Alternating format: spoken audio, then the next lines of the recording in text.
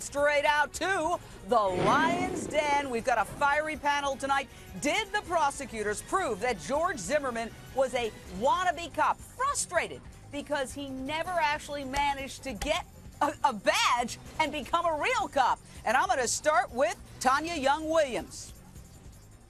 Hi, Jane. I think the prosecution has laid out a case that George Zimmerman, one, is not credible, but two, he wanted nothing more than to be a police officer. He was an underachiever, and therefore, if you can't be a cop, be a wannabe cop and work your neighborhood patrolman. And I think the language he used, consistently trying to befriend the police officers, trying to make him seem like he's one of the old boys.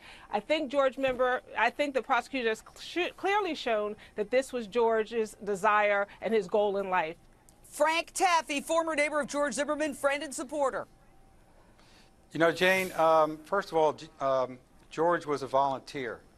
He was applying to be a police officer, and he also did neighborhood watch out of his duty to serve the public.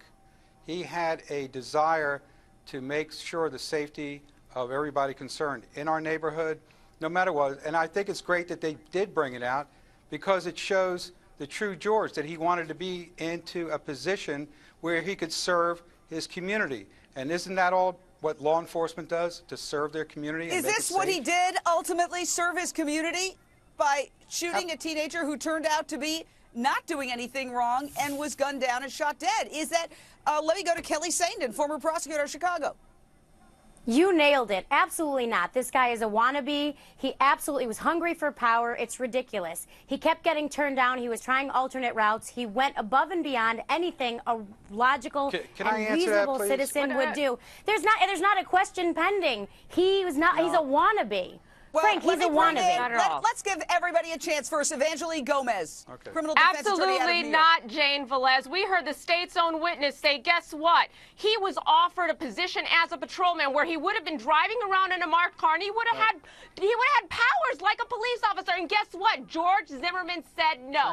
A wannabe cop would have jumped on that position immediately. Number two, a wannabe cop does not call non-emergency 911 to report suspicious behavior. Wannabe cop gets out of the car and says, put your hands up, you're under arrest.